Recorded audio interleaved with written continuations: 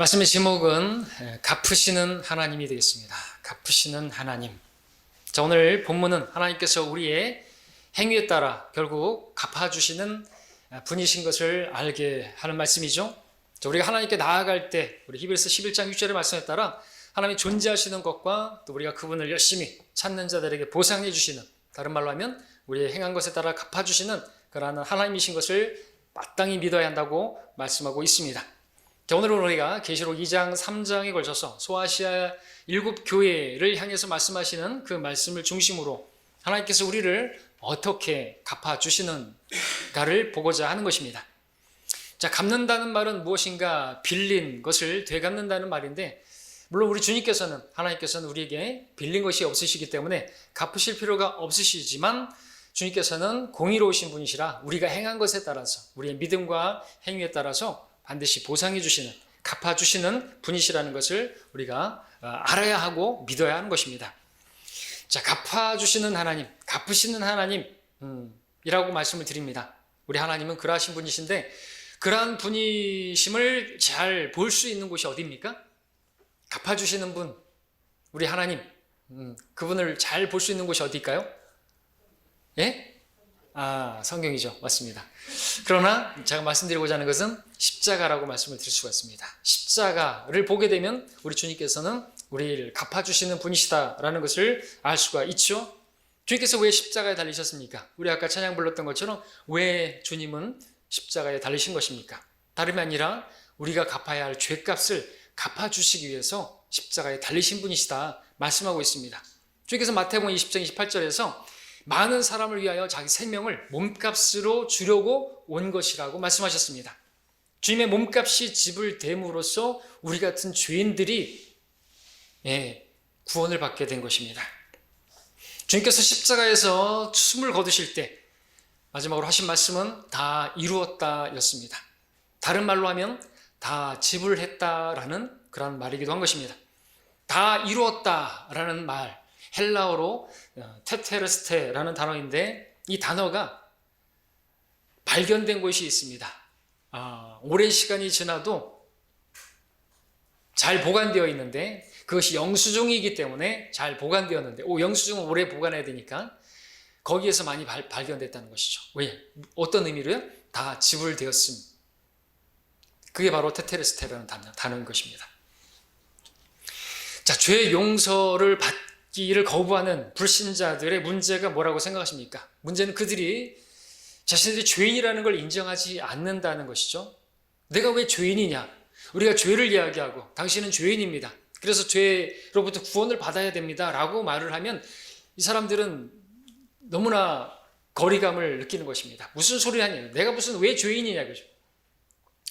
내가 그래도 내가 실정법을 내가 현행법을 어긴 것도 없고 나는 도덕적으로 윤리적으로 그래도 나름대로 선하게 살려고 하는 그런 나인데 왜 나보고 죄인이라고 하냐? 기분 나빠하죠? 문제는 뭡니까? 그들이 죄가 무엇인지를 모른다는 것입니다.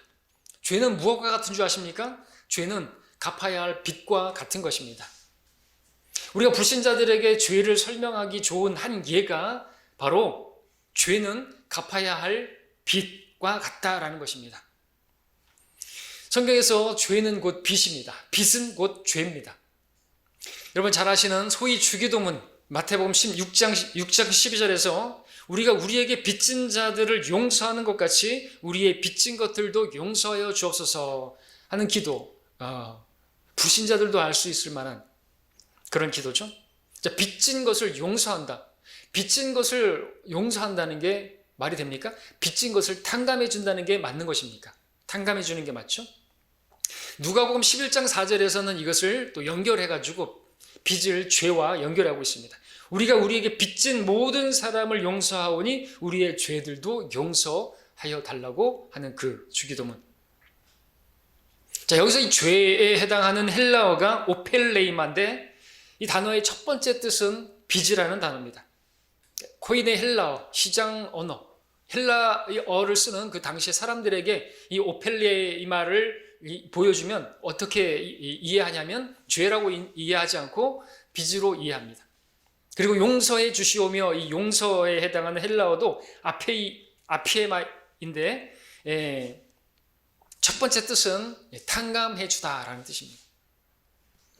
그러니까 죄를 용서받는 문제는 빚을 탕감받는 문제와 같은 것이죠.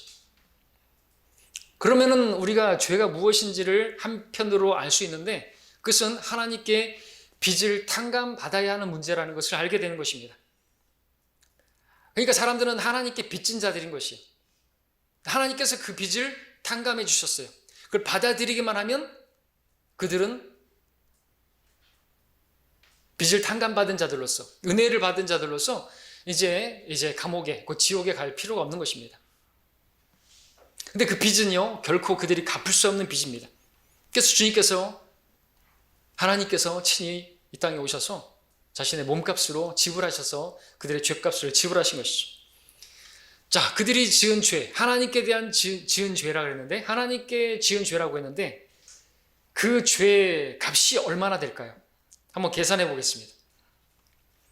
자, 성경에 따르면 자기들은 죄가 아니라고, 죄인이 아니라고 말하니까 이렇게 말씀을 드리는 것입니다. 사실 이것이 참 큰 죄이죠. 그들이 뭐 술 마시고 담배 피고 그런 죄는 오전 성경에도 말씀드렸던 것 자기에게 짓는 죄겠죠. 근데 하나님께 대하여 짓는 죄는요, 더 큰 죄라고 말씀드릴 수 있겠죠. 성경에 따르면 하나님께서는 모든 사람들에게 모든 것을 공급해 주시는 분이라고 말씀하고 있습니다. 사도행전 17장 25절에서 사도 바울은 설교했습니다. 그분이 만민에게 호흡과 생명과 호흡과 만물을 주심이라 말했습니다. 생명을 주신 분, 호흡을 주시는 분, 만물을 주시는 분이라고 말했어요. 우리의 생명값이, 우리의 혼, 세상을 다 주고도 바꿀 수 없는 게 우리 혼이라고 말씀하고 있습니다. 그럼 값이 얼마나, 그 생명을 주신 분이 우리 그분이라고 말하고 있습니다. 호흡을 주신 분이라고 그랬습니다. 우리 영을 주셨다는 것이죠. 그리고 우리가 호흡할 수 있는 공기를 주신 분도 하나님이라고 말씀하십니다. 여러분, 공기를 돈으로 계산하면 얼마나 될까요? 값을 매길 수가 있을까요? 얼마나 될까요? 햇빛은 어떻습니까? 햇빛이 없으면 사람은 살 수가 없습니다. 햇빛은 돈으로 계산한다면 얼마나 될까요? 비는 어떻습니까? 비를 내려주지 않으시면 사람은 살 수가 없습니다. 식물이 자라날 수가 없습니다. 식물이 자랄 수가 없으면 열매를 맺을 수가 없습니다. 열매를 맺을 수 없으면 사람은 먹을 게 없습니다. 먹을 게 없으면 사람은 죽는 것입니다. 아, 농작물 이런 거 없어도 먹을 수 있습니까? 아, 고기 먹을 수 있습니까? 그러면 소고기, 돼지고기, 닭고기, 오리고기 그런 것만 먹고 살 수 있습니까? 그럼 그 고기들은 누가 주신 것입니까? 바다의 고기들, 대구, 명태, 고등어, 꼴뚜기, 명태, 하여튼 모든 것들, 우리가 여러분들이 즐겨 먹는 그런 생선들은 누가 주신 것입니까? 그 생선의 값은 그것의 값입니까? 아니죠. 그것은 인건비고, 그것은 배송비고, 그것은 가계비고 그런 것이지 그 물건값은, 그 생선값은 아닌 것이죠. 대구, 명태, 고등어, 꽁치, 갈치 이런 모든 것들은 하나님께서 주시는 것입니다. 누가 자라게 하신 것입니까? 사과, 배, 포도, 귤, 오렌지, 망고 뭐 이런 것들은 누가 주신 것입니까? 성경은 이렇게 말합니다. 주님께서는 공중의 새들을 보라. 새들은 씨앗을 뿌리지도 않고 거두지도 않으며 곳간에 모아들이지도 않고 하늘에 계신 너희 아버지께서 먹이시나니라고 말씀하고 있습니다. 씨앗을 뿌리지도 않았어요. 그들은. 근데 하나님께서 먹이시는 것이에요. 공중의 새들, 우리가 먹는 그런 것들, 뭐 짐승들도 마찬가지라. 짐승들이 먹는 사료들은 그 원재료는 어디서 났나요? 그 씨가 뿌려져가지고 그 자라나가지고 옥수수가 나서 그것을 소가 먹고 뭐가 먹는데 그 씨앗은 누가 준 것인가요? 또 주님께서는 고린도후서 9장 10절에서 하나님께서 씨 뿌리는 자에게 씨앗을 공급하시는 분이라고 말씀하고 있습니다. 종자씨, 모든 씨들, 기원이 어디 있어요? 하나님께서 주신 것이에요. 근데 그 씨가 땅에 묻혀야 되는데 그 땅값은 얼마예요? 흙값은 얼마죠? 그 흙이 없으면 자랄 수가 없잖아요. 그죠? 그리고 자랄 수 있도록 비를 내려주시고 햇볕을 주시고 아무리 사람이 심고 물을 주고 해도 자라게 하시는 분은 하나님이시라고 말씀하고 계십니다. 그래서 하나님께서 만물을 주신 분이에요. 모든 것을 주신 분이십니다. 자, 그것을 계산으로 하면 얼마나 될까요? 그 모든 빚을 지고 있는데 사람들의 문제가 뭔지 아십니까? 죄가 뭔지 아십니까? 로마서 1장 21절에 따르면 이방인들의 죄, 그 믿지 않는 저 사람들의 죄가 뭐냐 하니까 그 죄의 시작은 하나님을 알되 하나님께 영광 돌리지 아니하고 감사치 아니하며 그러면서 이제 죄들이 막 짓는 것이에요. 그 배교의 시작은 뭐냐니까 하나님을 알아요. 알기는 알아요. 그들의 이성이 송사하고 그들의 양심이 증거하고 하나님께서 만드신 창조물을 통해서 하나님이 어떤 분이신가 모르지 않습니다. 근데 알되 그분께 영광 돌리지 않고 감사치 않는 것, 거기서부터 이제 죄가 시작되는 것이에요. 하나님을 삶에 두지 않고 하나님을 내 머리에서 지워버리는 거죠. 마음에 말하는 것이, 머리로는 알아요. 마음에 말하기를 하나님이 없다고 말하면서 이제 여러 가지 이제 죄라는 열매를 맺는 것입니다.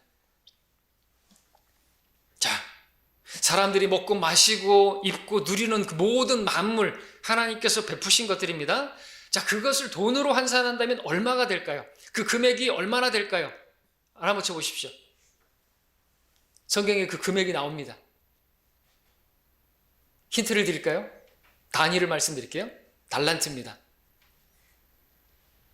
엊그저께 묵상의 글에서 나왔는데 몇 달란트일까요? 예?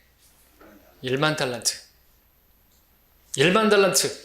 마태복음 18장에서 종들과 계산하고자 하는 왕의 비유에서 왕이 그 종의 1만 달란트 빚을 탕감해 주었죠. 1만 달란트. 지금의 돈으로 계산을 하면 얼마나 되는 줄 아십니까? 한 데나리온이, 그 포도원 비유에서 보게 되면 한 데나리온이 하루 일당이었습니다. 그 일당, 노동자의 하루 일당을 지금 10여만 원, 10만 원에서 몇만 원 되는데 그것으로 계산하고 그렇게 달란트로 계산하면은 결국 일반 달란트는요 거의 6조에서 7조에 해당하는 것입니다. 그러니까 여러분들은 구원받았습니다. 여러분들 하나님께서 얼마를 탕감해 주신 거 아십니까? 7조를 탕감해 주신 거예요. 그것은 우리가 도저히 갚을 수 없는 빚이라는 것이죠. 사람이 평생 일해도 갚을 수 없는 그 빚을 우리가 탕감받은 것이에요. 하나님께서. 우리가 지은 죄들이 그렇다는 거죠. 감사하지 않고 영광 돌리지 않고 내 정욕을 위해서 하나님께서 창조하신 목적은, 인간은 하나님께 영광 돌리는 목적이었는데 거기서 벗어난 것들은 다 죄인 거예요. 죄라는 말의 의원이 그 관역을 벗어난 것이 다. 뭐가 죄냐 아니냐 이거 떠나요. 하나님께 영광 돌리지 않는 것, 하나님께 감사드리지 않는 것, 하나님을 위해서 살지 않는 그 모든 것들이 다 죄인 거예요. 그러니까 죄의 시작이 그것이라는 거죠. 하나님께서 주시는 것들 다 받으면서 자기들은 하나님께 영광 돌리지 않는 것이. 우리 그리스도인들도 마찬가지입니다. 구원받고 나서 하나님께 돌려드려야 할 영광과 찬양과 경배를, 예배를 드리지 않는다면 그건 도둑질하는 것이고 하나님께 빚지는 것이에요. 그러면 하나님께서 우리에게 우리 또 그렇게 갚아주시기를 원하시는데, 그렇게 또 경배를 드리면 마땅히 합당히 드려지는 것인데, 합당한 예배인데 그것도 드리면 또 그걸 또 하나님께서 계산해 주셔서 갚아주신다니까 정말 은혜가 아닐 수가 없죠. 받을 만한 자격도 없고 마땅히 나를 구원하신 분께 감사드리는 것인데 그것에 대해 또 갚아주시는 분이라고 말하는 것이. 우리 그런 하나님. 근데 말씀드리고자 하는 것은 하나님께서는 그런 빚을 탕감해 주신 분이에요. 그래서 우리는 감사함으로 하나님께 나오는 것이고 마땅히 감사함으로 예배를 드려야 되고 하나님을 찬양하는 것이 마땅한 것이죠. 의무적으로 여러분 나왔습니까? 억지로 나오셨습니까? 안 나오면은 하나님께서 쳐들어오셔가지고 나를 어떻게 하실까봐, 찝찝할까봐 예배 나오셨습니까? 잘못된 것이에요. 종교인들이나 그렇게 하는 것이죠. 그렇죠? 자, 우리가 구원받았다는 것은 이렇게 큰 죄를 용서받은 것이고, 다시 말하면 그런 빚을 탕감받았다는 것이죠. 그것은 주님께서 그 빚을 바로 당신의 몸으로, 당신의 생명으로 몸값을 지불하심으로 갚아주신 것입니다. 주님의 몸값이라고 한다면 우리의 그 빚을 갚고도 충분히 남겠죠. 왜냐하면 주님은 하나님이신데 하나님의 생명을 얼마라고 계산할 수가 있습니까? 7조라고 말할 수 있을까요? 하나님의 생명이? 하나님의 몸값이? 그 몸값이? 오늘 대단한 사람들, 무슨 빌 게이츠니 축구선수 누구, 메시 이런 사람들 몸값이 얼마예요? 연봉이 얼마예요? 예? 그걸 일평생으로 계산하면 몇 조가 되겠죠? 그런 썩어질 죄인의 인간의 몸값도 몇 조가 된다고 한다면 하나님 몸값은 얼마나 되겠냐고 하시죠. 70조면 되겠습니까? 700조면 되겠습니까? 7,000조면 되겠습니까? 7만 조면 되겠습니까? 어림없는 몸값이죠. 그러나 하나님 몸값은 엄청난 것입니다. 계산이 안 되는 것이죠. 그러한 몸값이 지불되었기 때문에 모든 사람들의 그 죄값이 다 지불되고도 남는 것이에요. 나 하나 정도가 아니라 나가 진 그 빚은 7조라고 한다면 모든 사람들의 죄값을 다 갚아야 된다고 한다면 그 몸값은 대단해야 되는 것이죠. 근데 하나님께서 모든 창조물에게 생명을 주신 그분께서 돌아가셨다고 한다면 그것은 충분히 갚고도 남는 것이 되는 것이죠. 사실 우리가 구원을 받은 것을 돈으로 계산한다는 것 자체가 참으로 모독적인 것이겠지만 오늘 설교 주제가 갚아주시는 하나님이기 때문에 이렇게 말씀을 드리는 것입니다. 자, 하나님께서는 아무런 대가도 지불하지 않고 거저 우리를 죄를 용서하시는 분은 못 되시는 것이. 왜냐하면 그렇게 되면은 하나님의 공의의 문제가 생기기 때문에 그렇습니다. 공의로우신 분인데 어떻게 죄인을 아무런 대가도 지불하는 것 없이 그렇게 용서해 줄 수가 있는 것입니까? 그래서 하나님께서 친히 이 땅에 오셔서 당신의 몸값으로 우리를 지불하시고 우리 죄값을 지불하시고 우리가 지은 그 죄, 하나님께 대해서 지은 죄들을 용서하셔 주신 것이죠. 왜냐하면 죄의 삭은 사망이기 때문에 그 삭이 지불되어야만, 그래서 주님께서 우리를 위해서 사망을 당하신 것입니다. 그 삭시로 사망을 받으셨는데 모든 사람을 위해서 죽으시면 모든 사람이 구원을 받게 되는 것이기 때문에 주님께서는 모든 사람을 대신해서, 그리고 그분은 충분히 그렇게 하셔도 모든 사람의 죄값을 지불할 수 있기 때문에 그렇게 달리셨던 것입니다. 자, 우리가 구원받게 된 것은 우리의 죄값이 다 지불되었기 때문에, 갚아졌기 때문에 우리는 구원받은 것입니다. 그렇기 때문에 우리는 또 내가 하나님께서 그렇게 하셨지만 내가 갚아야 할 것이 그래도 남아있지 않는가, 내가 구원을 이루어야 된다고 생각하는 자체는 아주 썩어빠진 생각인 것이죠. 자기가 그래도 뭔가를 해야 된다라고 생각하는 사람들은 하나님의 그 생명값을, 그 목숨값을, 그 몸값을 하찮은 것으로 여기게 되는 것입니다. 세상에 그 누구도 그 죄값을 갚을 수 없지만 온 우주에서 홀로 의로우시고 죄가 없으신 바로 그 하나님께서 우리를 위해서 바로 그 일을 이루신 것입니다.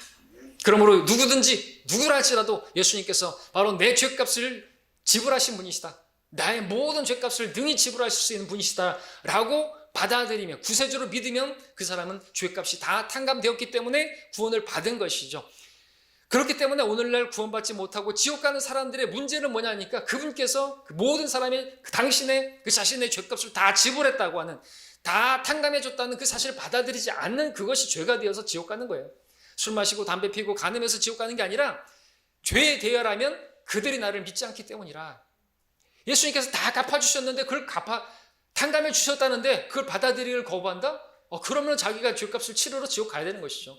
그 죄는 더 큰 거예요.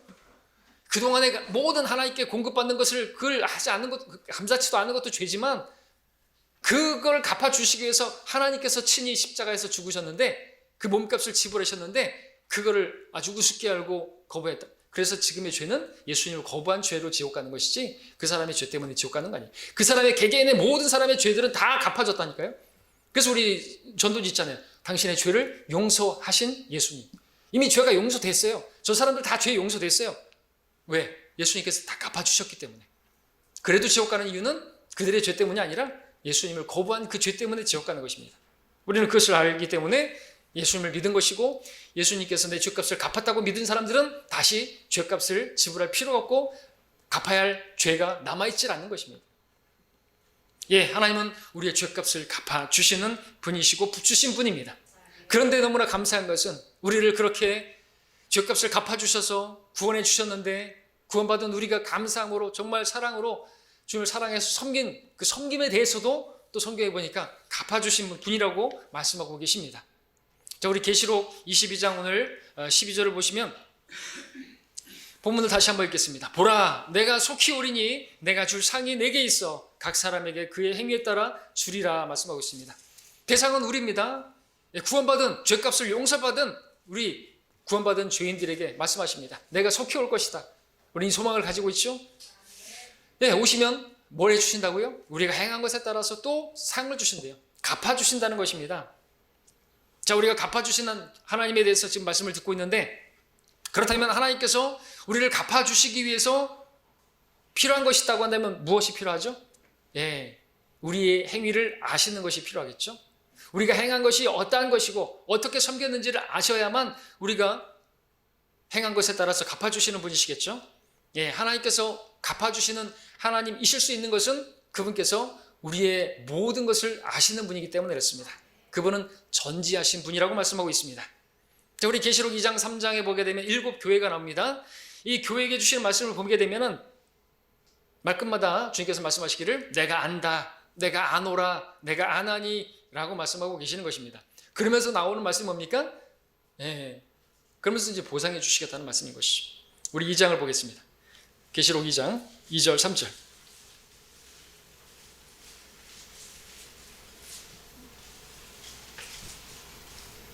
내가 너의 행위와 수고와 인내를 알며 또 네가 어떻게 악한 자를 용납하지 아니하는 것과 저층 사도라 하지만 아닌 자들을 시험하여 그들이 거짓말쟁임을 찾아낸 것과 또 내가 참고 인내하며 내 이름을 위하여 수고하고 지치지 않은 것을 아노라 했습니다.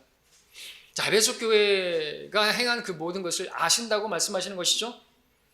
다 아시는 분이 계십니다. 자, 우리가 행한 어떤 일을 놓고 잘 행했을 때 다른 사람들이, 다른 성도들이 알아주기를 바랄 때가 있습니다.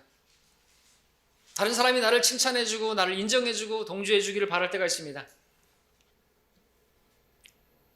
나를 높이려고, 나를 드러내려고 할 때가 있습니다. 근데 이게 뭡니까? 이것이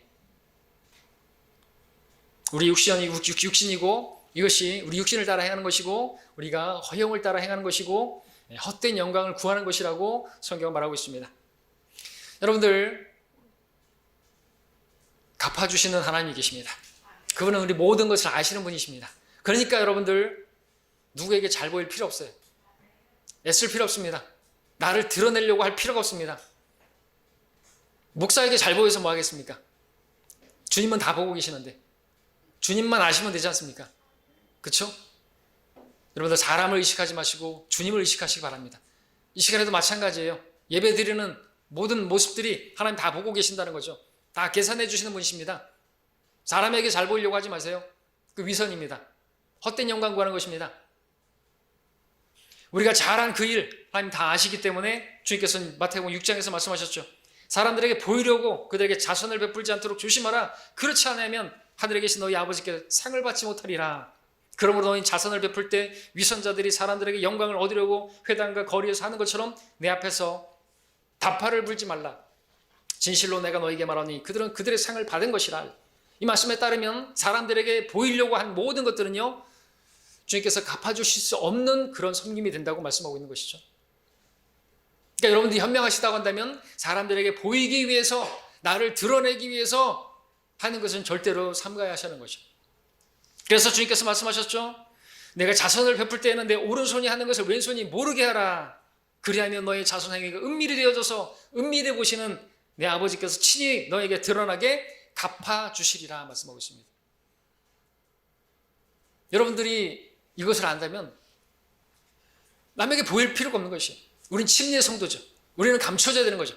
우리는 그리스도 안에 잠기고 드러나시는 분은 주님만 드러나야 되는 것입니다. 이름 없이 빛도 없이 우리 성도님들을 그렇게 섬기고 계시죠. 나를 드러낼 필요가 없는 것이에요. 내가 이렇게 하고 있다는 것을 알릴 필요가 없어요. 왜? 하나님은 아시면 되는 거예요. 네. 그렇게 날 알려고 하려고, 날 드러내려고 하고 나를 높이려고 하는 것 자체가 육신이죠. 네?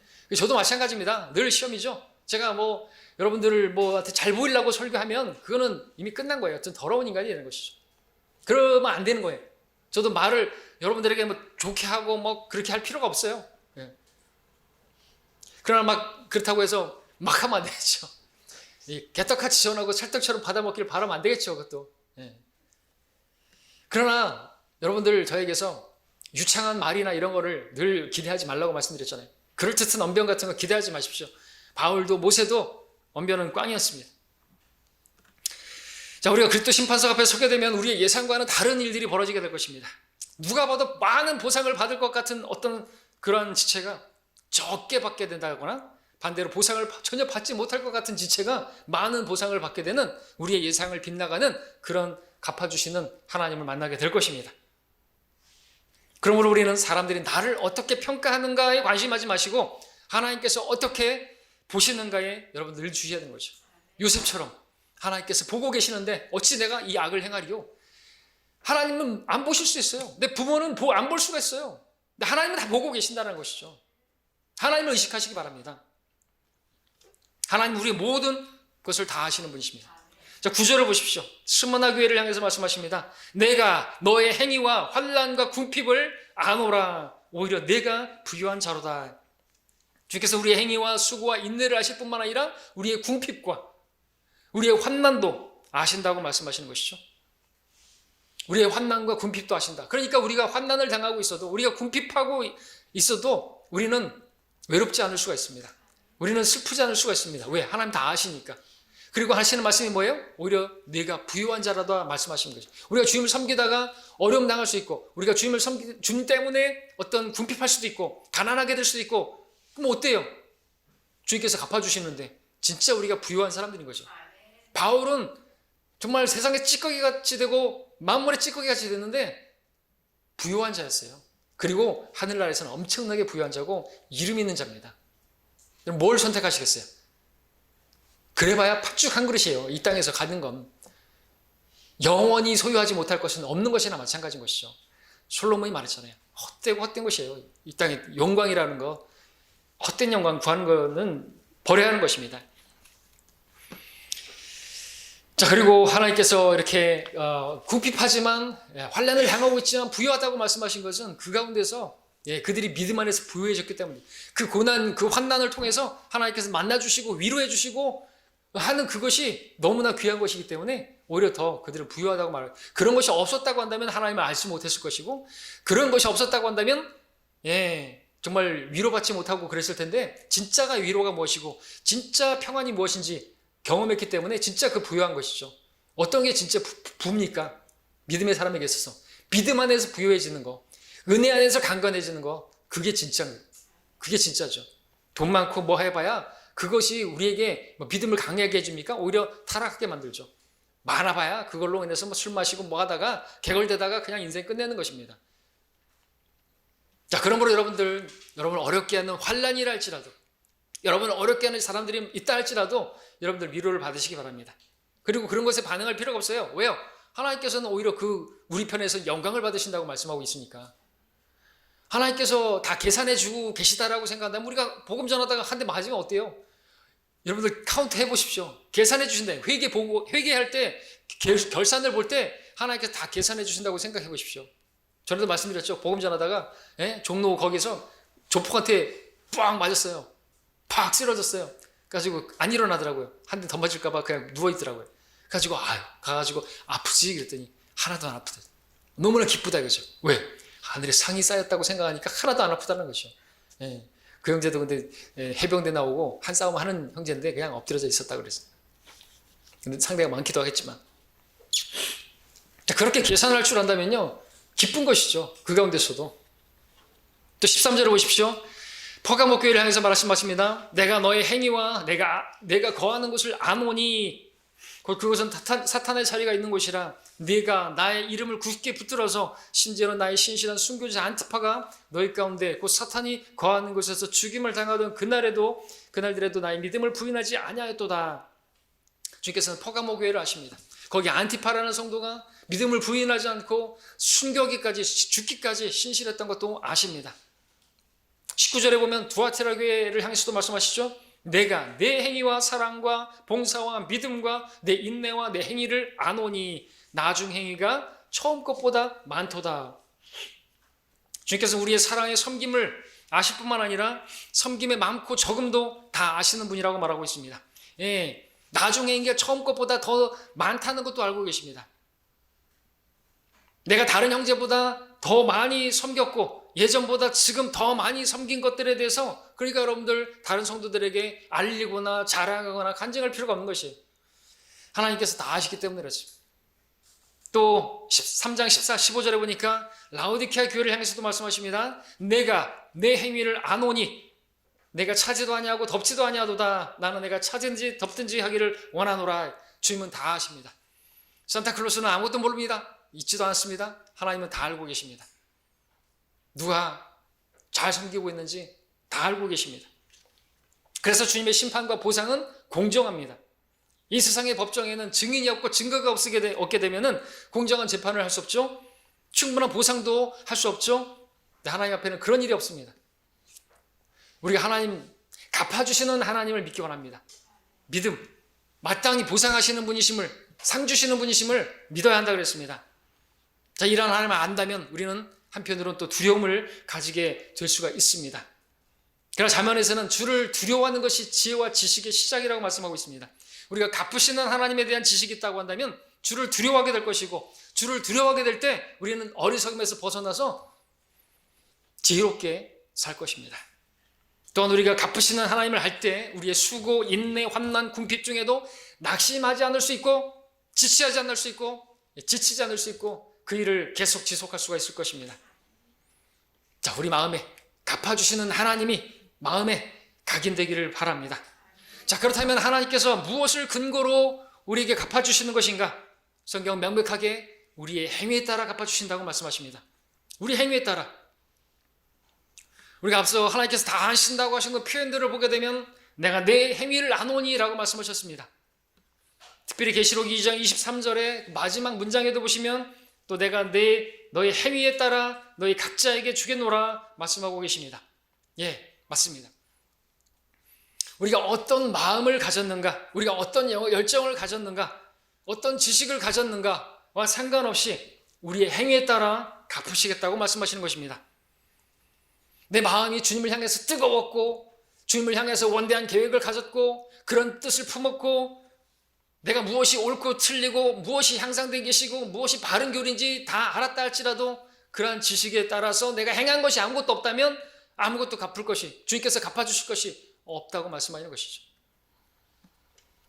어떻게 행했느냐가 중요한 것입니다.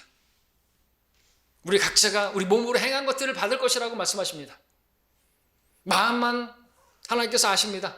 마음은 주님께서 아실 겁니다. 내가 주님을 사랑하는지.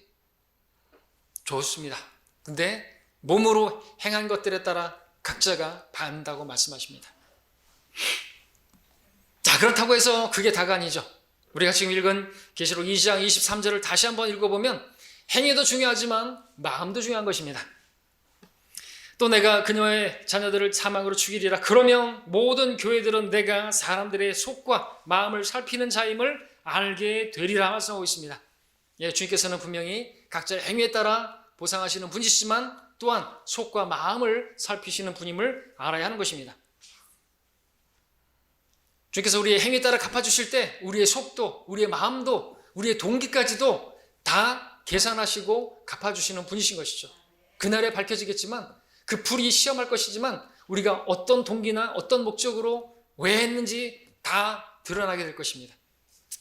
그리고 그때 나무나 지피나 그루터기로 드러나게 되면 받을 것이 갚을 것, 주님께서 갚아주실 것이 우리가 상 받을 것이 없이 손해를 당하게 될 거라고 말씀하십니다. 그러므로 우리가 주님을 섬길 때 왜 그 일을 했는지도 항상 염두에 둬야 되는 것이죠. 여러분들이 성도들과 교제하는 거 좋습니다. 근데 왜 교제했는지, 어떻게 교제했는지, 복음을 전했다고 한다면 왜 전했는지, 무엇 때문에 전했는지, 다른 성도들에게 내가 나를 드러내기 위해서 내가 몇 명을 했다라는 것을 자랑하기 위해서 했다든지 하는 것은 다 어떻게 드러날까요? 금, 은, 보석일까요? 아닌 것이죠. 나무나 지피나 그루터기로 왜? 그것들은 다 죽은 것들이고 그건 나의 죽은 육신을 상징하는 것들이고 내 죽은 육신을 드러내기 위해서 한 것들은 다 그런 것들로 드러날 것이고 그러면 주님께서는 갚아주실 수가 없는 것들로 그래서 그날에 분명히 우리는 손해를 당하게 된다고 말씀하시는 것입니다. 그래서 우리는 주의해야 되는 것입니다. 주님께서는 우리가 왜 했는지도 판단하시는 분입니다. 속을 살피시는 분이라고 예레미야 17장 10절에서도 나는 마음을 살피고 나는 속을 시험하며 그 사람의 행위와 행실의 결과에 따라 각 사람에게 주노라 그랬습니다. 행위에 따라 주시는데요. 그 속도 살피신다고 말씀하시는 것입니다. 그래서 우리는 이것도 버리지 말고 저것도 패하지 말아야 되는 것입니다. 주님께서는 마음에 그리고 그 속을 시험하시고 살피시고 행위와 그 행실의 결과에 따라 주신다고 말씀하십니다. 우리가 오늘 주님을 섬기고 있다고 한다면 우리는 어떤 행위로 했는 것인가 뿐만 아니라 어떤 마음으로 했는가도 우리는 중요하게 생각해야 하는 것입니다. 주님께서는 우리의 속마음을 살피시는 분이기 때문에 계시록 2장 4절에도 보니까 에베소 교회를 향해서 이렇게 말씀하시잖아요. 2장 4절입니다. 그러나 너를 책망할 것이 다소 있나니 이는 네가 너의 첫사랑을 저버린 것 때문이라 하죠. 에베소 교회 훌륭했습니다. 앞서 봤던 것처럼 수고하고 행위와 수고와 인내와 이런 거 다 지치지 않은 것도 다 칭찬하셨습니다. 그런데 뭐가 문제였어요? 그들의 속이, 그 마음이, 첫사랑이 식어지고 행위는 있었어요. 근데 그 속도 살피신 거예요, 주님. 마음을 보시는 하나님께서 사랑으로 한 것이 아니라고 그렇게 책망하고 계시다라는 것을 눈여겨보시길 바랍니다. 행위에는 문제가 없었지만 마음에 문제가 있었던 것이죠. 그들의 행위는 사랑으로 한 것이 아니라는 것입니다. 주님께서 우리에게 원하시는 행위의 동기는 무엇인가? 사랑이라고 말하고 있습니다. 그래서 고린도서 16장 고린도 교회를 향해서 마지막으로 말하는 게 뭡니까? 너희는 모든 일을 사랑으로 행하라. 그 말을 하기 앞서 고린도서 13장에서는 사랑 없이 행한 모든 것들은 아무것도 아니라고 말하고 있죠. 사랑 없이 행하는 아무것도 아니라 하죠. 아무것도. 때문에 우리가 주님의 일을 할 때 주의해야 합니다. 주의하라고 그래서 고린도 교회를 향해서 말할 때 또 그리스도 심판석에서 주의하라고. 어떻게 세울지. 교회를 세우는데 교회를 어떻게 성도들을 세우는데 어떻게 세울지를 주의하는 거예요. 왜 세우는지 곧 교제로서 세워주는 것인데 주의하라고 말하는 것이죠. 절대로 내가 드러나면 안 되는 것입니다. 나의 지식을 자랑하기 위해서 만나가지고 앉아서 교제하면 안 되는 것입니다. 어떻게 어려운 것이 있는지 알아보고 찾아보고 그를 위해서 기도할 것이 무엇인지를 캐치하고 골방에 들어가서 이름 없이 빛도 없이 내가 기도해 줄게 할 필요 없어요. 사실은. 그렇잖아요. 그리고 내가 기도해줘서 응답됐네 라고 말하면 안 되겠죠. 그럼 상 다 까먹는 거예요. 늘 말씀드리지만.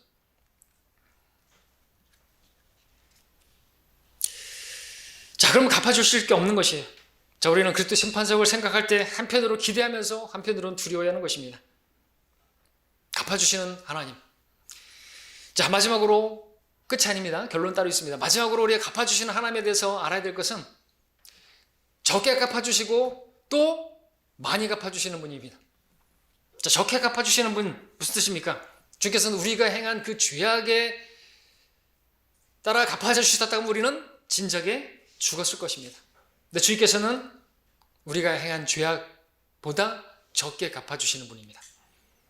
심은 대로 거둔다는 것이 주님의 법칙이지만 그 법칙대로 그 원칙에 따라서 하셨다면 우리는 여기에 남아있을 사람이 없을 것입니다. 주님께서 우리를 지금 살려주시고 우리가 지금 여기 목숨이 붙어있는 것은 주님께서 우리가 행한 그 죄악대로 갚아주시지 않았기 때문에 우리 죄들을 따라 우리를 처리하지 않으셨기 때문에 우리가 살아있는 것이라고 우리 말할 수 있는 거죠. 주님의 자비입니다. 주님의 자비로 살아있는 것이죠. 시편 103편 10절에 그는 우리의 죄들을 따라 우리를 처리하지 아니하시며 우리의 죄악들을 따라 우리에게 갚지 아니하셨으니 이는 하늘의 땅보다 높은 가치 그의 자비가 그를 두려워하는 자들에게 크심이라. 주께서 우리의 죄들에 따라 우리를 처리하시고 우리의 죄악들에 따라 우리를 갚아주셨다면 다시 말씀드리지만 우리는 벌써 지옥에 가 있을 것입니다. 그런데 주님께서는 어떤 분입니까? 그렇게 갚아주시지 않는 거죠. 우리가 행한 죄악보다 적게 갚아주신 분이시다 말씀하고 계시는 것이죠. 자, 우리가 하나님을 따르는 이유 뭡니까? 말씀드린 것처럼 우리가 심판받을까 봐 오늘도 예배 나오는 것이 찜찜해서 나오신 그런 분들이 있으면요 회개하셔야 되는 거죠. 하나님께서 만약 우리가 그렇게 두려워하고 그렇게 섬기길 바라셨다고 한다면 모든 사람들은 이미 그분 앞에 굴복되었을 것입니다. 그렇지 않겠습니까? 하나님께서 그렇게 두려우신 분이시고 죄를 생각만 해도 벼락을 내리치시고 범죄하는 순간에 땅이 갈라져가지고 집어삼켜버리시고 그랬다고 한다면 세상의 모든 사람들은 그분 앞에 이미 굴복했을 것입니다. 그러나 하나님께서는 그렇게 하지 않으시고 자신의 사랑을 먼저 보여주시고 그 사랑에 감동을 받아서 감격해서 그렇게 사랑으로 주님을 섬기는 그런 섬김을 요구하시는 것입니다. 그래서 여러분들에게 말씀드립니다. 여러분들 사랑으로 섬기시길 바랍니다. 주님을 사랑함으로 또 형제를 사랑하시고 그렇게 섬기시기를 바랍니다. 그렇게 하지 않으면 우리 섬김은 아무것도 아니에요. 뭐가 아무것도 아니에요? 아무것도 받을 게 없는 것이요. 아무것도 갚아주실 것이 없는 것이 되는 것입니다. 그럼 우리는 정말 손해를 보는 미치는 장사라는 것이 장사하라 그러셨는데 자, 우리가 갚으시는 하나님을 생각할 때 나의 더럽고 추한 죄들보다 훨씬 더 적게 갚아주신 그분의 자비를 기억하실 수 있기를 바랍니다.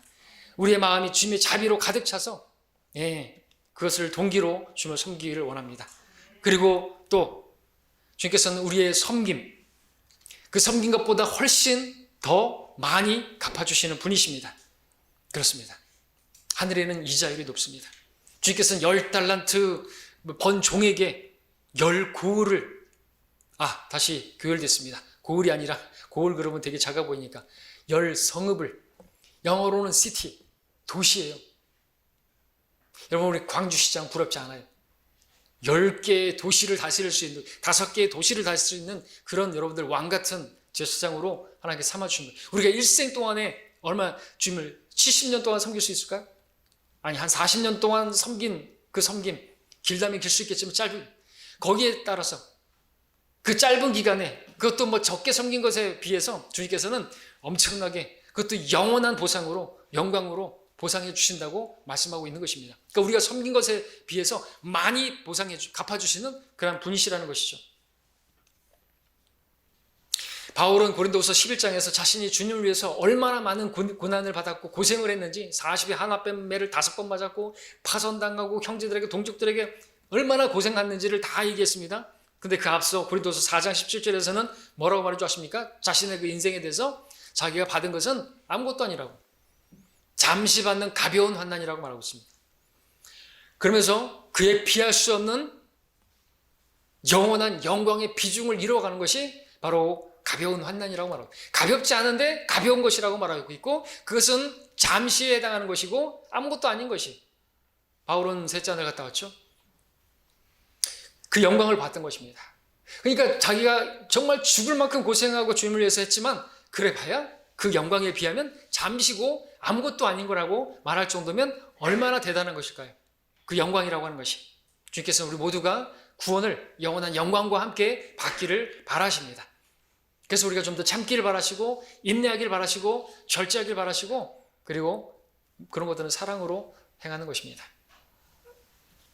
주님께서 말씀하셨습니다. 바울을 통해서 하나님께서 자기를 사랑하는 자들에게 예비하신 것은 눈으로 보지도 못하였고 귀로 듣지도 못하였으며 인간의 마음에 들어와 본 적도 없는 것이라고, 그렇게 상상할 수 있는 그 이상의 것을 우리에게 예비해 놓으시고 우리에게 갚아주시기 위해서 기다리고 계십니다. 그리고 주님께서 말씀하십니다. 보라, 내가 속히 오리니 각 사람이 행한 것에 따라서 내가 갚아주겠노라 말씀하고 계십니다. 주님의 음성을 들으시기 바랍니다. 말씀을 정리하겠습니다. 이 생에서의 삶이 끝이라고 한다면 우리는 치열하게 이 세상에서 조금이라도 더 가지고자, 더 누리고자 애쓰며 치열하게 경쟁해야 될 것입니다. 그러나 우리에게는 영원한 생명이 있습니다. 우리에게는 영원한 영광이 있습니다. 우리에게는 우리의 수고와 인내와 환난과 궁핍 같은 것을 다 아시는 분이 계십니다. 주님의 목적은 우리를 고생시키기 위해서가 아니라 우리에게 갚아주시기 위해서 그런 일들을 허락하시는 분이십니다. 고난이 없으면 영광도 없습니다. 환난이 없으면 영광이 없습니다. 주께서 우리의 섬김에 대해서 갚아주실 때 우리는 정말로 눈이 휘둥그레질 것입니다. 왜냐하면 내가 행한 것에 비해서 내가 행한 건 너무나 작은데 주께서는 넘치게 갚아주시기 때문에 그렇죠. 그러나 어떤 성도들은 그날 눈물을 흘리면서 후회할 것입니다. 왜 내가 마음을 다해서 주님을 사랑해서 하지 못했던 것인가? 왜 내가 주님을 사랑한다고 하면서 성도들을 사랑으로 섬기지 않았던 것인가? 내가 왜 헛된 영광을 구하면서 그렇게 신앙생활을 했던 것인가? 이렇게 넘치게 갚아주시는 하나님을 내가 진즉에 알았더라고 한다면 내가 그렇게 섬기지는 않았을 텐데. 그러나 아직 우리에게는 기회가 있고 시간이 있습니다. 주님은 아직 오지 않으셨습니다. 지금이라도 눈을 들어 보시기 바랍니다. 주님께서 말씀하십니다. 보라. 오늘 본문을 읽고 마치겠습니다. 한 목소리로 22장 12절 읽고 마치겠습니다. 자, 함께 읽겠습니다. 22장 12절 시작. 보라, 내가 속히 오리니 내가 줄 상이 내게 있어 각 사람에게 그의 행위에 따라 주리라. 아멘. 예, 아직 주님께서 오지 않으셨습니다. 보십시오. 아직 오지 않으셨습니다. 아직 우리에게는 기회가 있습니다. 예, 그러므로 주의 자비를 입은 자들로서 주님께서 또 베푸시고자 하시는 은혜를 바라시고 그렇게 주님을 섬기시기를